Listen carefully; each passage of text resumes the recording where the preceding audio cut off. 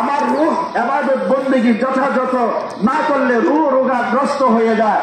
দেহবতী যেমন রোগাগ্রস্ত হয়ে গেলে হাসপাতালে ভর্তি করাইতে হয়, ঠিক তদ্রুপভাবে রূহ ইবাদত না করতে করতে সেই রূহের চিকিৎসা আছে। চিকিৎসা করাইতে হলে হাসপাতালে ভর্তি করাইতে হয়। হাসপাতালে নিয়ে যাওয়া হলে কাউকে ট্যাবলেট দেওয়া হয়, ক্যাপসুল দেওয়া হয়, কাউকে মাইনর অপারেশন করা হয়, কাউকে মেজর অপারেশন করা হয়।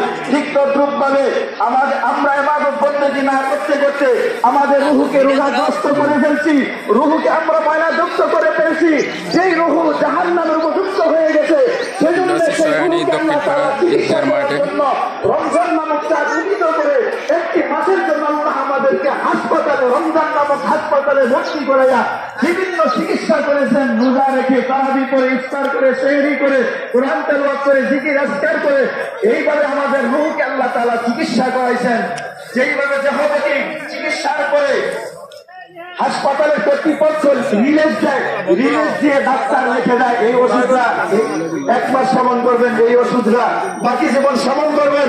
ঠিক তদ্রুপভাবে আল্লাহ রাব্বুল আলামিন ঈদের চাঁদ উদিত করে রমজান নামক 11টি মাস রোজার মতো সোয়াব অনুযায়ী যায়। সেজন্য আল্লাহর নবী আমাদেরকে 6টি ট্যাবলেট দিয়েছেন।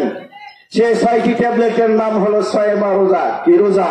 সায়মা রোজা। মুসলিম শরীফের হাদিসের মধ্যে আল্লাহর নবী বলেন, মান কানা সামা রমাদানা সুম্মা আতবাউ সিত্তা মিন শাওয়াল কানা কাসিয়ামিদ দাহার। যে ব্যক্তি রমজান শরীফের রোজা রাখার পর এই মাসে 6টি রোজা রাখবে, আল্লাহর নবী বলেন তার আমলনামায় সারা বছর রোজা রাখার সওয়াব দেওয়া হবে। তাহলে আমরা 6টি রোজা রাখবো তো ইনশাআল্লাহ। বাকি 11টি মাস আমার রূহকে সতেজ রাখতে হলে আমরা এই মাসেও 6টি রোজা রাখবো। তাহলে সারা বছর রোজা রাখার আল্লাহ তাআলা সওয়াব দান করবেন। এর ভিতরে কেউ যদি মারা যায় বিনা হিসাবে রায়্যান নামক দরজা দিয়ে সে বেহেশতে চলে যাবে। বলুন সুবহানাল্লাহ। এইভাবে আমরা আমাদের জীবনকে পরিচালনা করব। আজ খাস করে আমাদের মৃত্যু আত্মীয় স্বজনদের জন্য অবশ্যই দোয়া করব, অবশ্যই দোয়া করব। এখন আপনাদের সম্মুখে সংক্ষিপ্ত কিছু আলোচনা করবেন আমাদের এই গ্রামের শ্রদ্ধেয় আলেম হযরত মাওলানা তাজুল ইসলাম সাহেব। হযরত মাওলানা তাজুল ইসলাম